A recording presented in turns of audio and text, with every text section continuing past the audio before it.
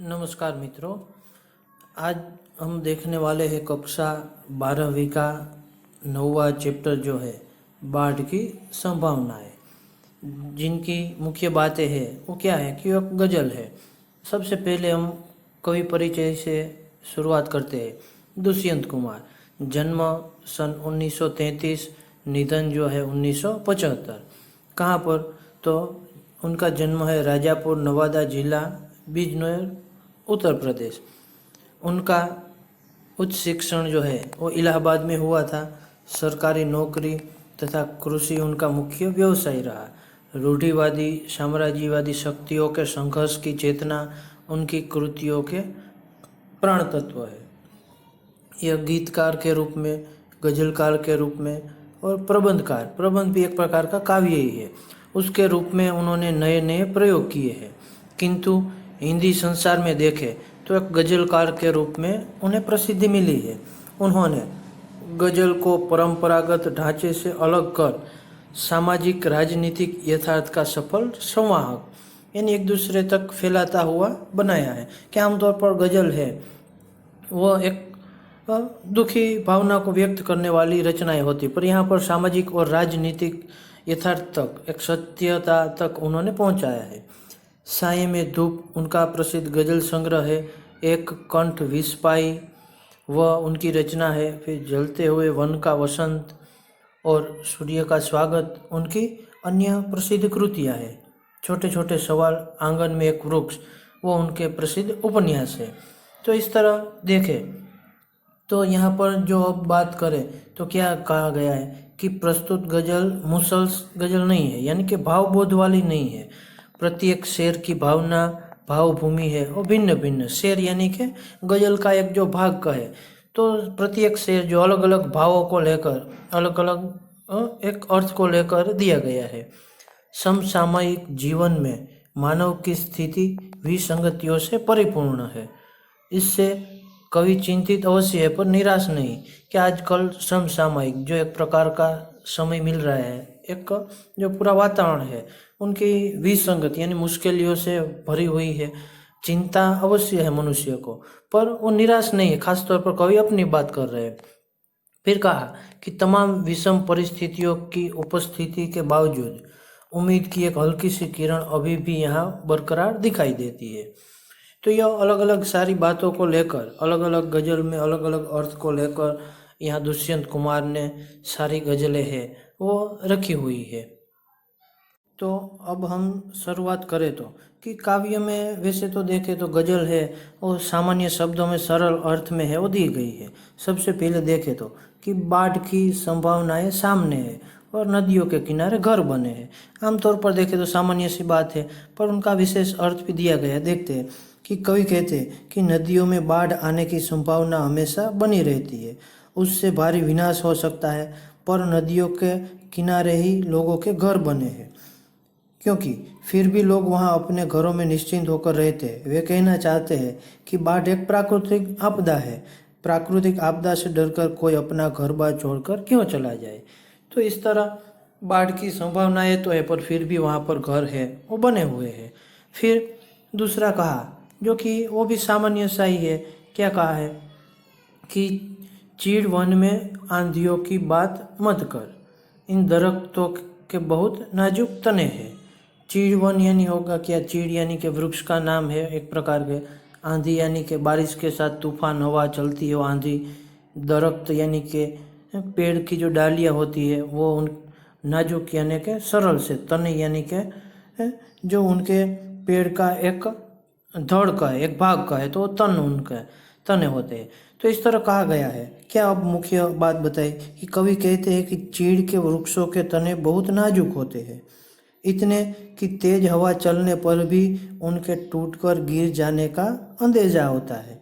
इसलिए चीड़ के वनों में आंधियों की बात ही नहीं है, बात ही नहीं की जा सकती। आंधियाँ चलने पर तो चीड़ के सारे वृक्ष धराशायी हो जाएंगे। तो ऐसे अर्थ में भी दिया गया है। अब इसके बाद वैसे देखें तो इस तरह सामान्य सी गज़लें यहाँ दी गई है। अब तीसरी गज़ल जो दी गई है कि इस तरह टूटे हुए चेहरे नहीं है जिस तरह टूटे हुए आईने हैं। क्या कहा है कि इस तरह टूटे हुए चेहरे नहीं कि जिस तरह टूटे हुए आईने। विशेष क्या कहना चाहते हैं कि कवि कहते हैं कि लोगों में हताशा है पर वे इतने पस्त नहीं है, यानी इतने हारे नहीं है जिस तरह टूटे हुए आईने होते हैं। यानी कि टूटे हुए आईने टूटने पर भी टुकड़े टुकड़े हो जाते हैं।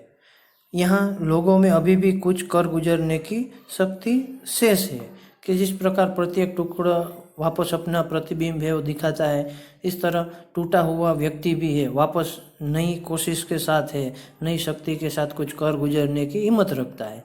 तो यही मुख्य बात इसमें समझाना चाहिए। इसके बाद अब तीसरा देखें तो कि आपके कालीन देखेंगे किसी दिन, इस समय तो पाँव कीचड़ में सने हैं। सने यानी कि लगे हुए हैं, भरे हुए हैं कीचड़ से। तो अब मुख्य क्या कहना चाहते हैं, कवि कहते हैं कि अभी तो कष्ट से गुजरने के दिन है, उनके पैर अभी कीचड़ में सने हुए हैं। इस कष्ट से मुक्ति मिलने पर ही वे किसी के सुखद आश्वासन अथवा उसके वैभव के दर्शन कर सकेंगे। यानी कि अभी दुख में है तो फिर उनको कैसा सुख मिलेगा। इसलिए कहा है कि अब कालीन तो बाद में देखेंगे। कालीन यानी क्या है कि एक तरह का आसन जो कहे, नीचे रखा हुआ एक कपड़ा, उन पर बैठा जा सकता है। तो पाँव भरे हुए हो कीचड़ में तो कालीन में कैसे बैठा जाए। तो इसीलिए कहा कि दुख हो तो फिर आश्वासन हम कैसे प्राप्त कर सकते हैं। तो यही मुख्य बात है, वो बताई गई है। इसके बाद देखें तो अगला जो गज़ल दिया गया है कि जिस तरह चाहो बजाओ इस सभा में, हम नहीं आदमी हम झुनझुने हैं। झुनझुने यानी क्या कि एक तरह के बजाई जा सके ऐसी चीज़, धुन धुने, जो कि आमतौर पर कहे तो खंजरी जैसा अर्थ भी हम निकाल सकते हैं। अब विस्तार से क्या कहा है कि कवि कहते हैं कि इस सभा में हमारी स्थिति किसी असहाय व्यक्ति जैसी है। यानी कि जिस तरह चाहो तुम बजाओ, असहाय व्यक्ति जैसी है। तुम जैसा भी चाहो हमारा उपयोग करो। हमारी हैसियत आदमी के रूप में नहीं रह गई है, हम आदमी न रहकर किसी झुनझुने की तरह है कि जिस तरह हाथ में कंजरी लगा कर, ये तो देखा हो कि शादी बारात में जो हाथ में लिए हुए वो बजाते रहते, वो झुनझुना कहा जाता है। तो इस तरह हम आदमी का एक कार्य हो गया है कि दूसरों के इशारों के अनुसार ही हम चलते रहते हैं। तो यही मुख्य बात को समझाने के लिए यह गज़ल यहाँ दी गई है। इसके बाद अंतिम गज़ल जो है कि अब तड़पती सी गज़ल कोई सुनाए, हम सब पर ऊँघे हुए हैं अनमने हैं। यानी क्या होगा कि ऊँघे हुए और अनमने, अनमने यानी कि उदास और खिन्न है, कि उदास है, निराश है। अब क्या विशेष रूप से कहा है, कवि कहते हैं कि हमारे साथ चलने वाले लोग अर्धनिद्रा की हालत में है। यानी कि ऊँघे हुए, जो ऊँघ करते हुए है और उन पर उदासी छाई हुई है। अनमने भी है और ऊँघे हुए है, उदासी भी है और अर्धनिद्रा में भी है। अब उन्हें कोई फड़क की गज़ल सुनाए तो ही उनमें जोश का संचार होगा। तो इसलिए कहा कि अब उसे तड़पती सी गज़ल कोई सुनाए, ताकि है ऊँधे हुए निराश है तो उनमें एक नई आशा का संचार हो। तो इस तरह से लोगों को लेकर है और कवि ने अपनी जो पीड़ा है, अपना जो दुख है वो व्यक्त किया है। तो इस तरह ये सारे गज़ल आप एक बार आसानी से पढ़ लोगे, सरल ही है, तो भी आप अपने आप इनके अर्थ है वो निकाल पाओगे। इसके बाद देखें तो यहाँ विकल्प वाले ये 3 प्रश्न दिए गए, एक एक वाक्य वाले देखें तो 4 प्रश्न दिए गए हैं। और इसके बाद 4-5 वाक्य में 3 प्रश्न दिए गए हैं और ये भी है वो 4-5 वाक्य में ही है। पर हालांकि यह देखें तो यह तीसरा प्रश्न जो है वो 2-3 वाक्य में उत्तर का रहेगा और चौथा प्रश्न है वो 4-5 का रहेगा। यहाँ पर गलती दी गई है, ठीक है। तो वो भी देख लेना और सारे प्रश्न भी आपको सोल्व कर लेने हैं, ठीक है। और बाकी तो एक बार आराम से शब्द से यह गज़ल पढ़ोगे तो आसानी से समझ में आ जाएगा। धन्यवाद।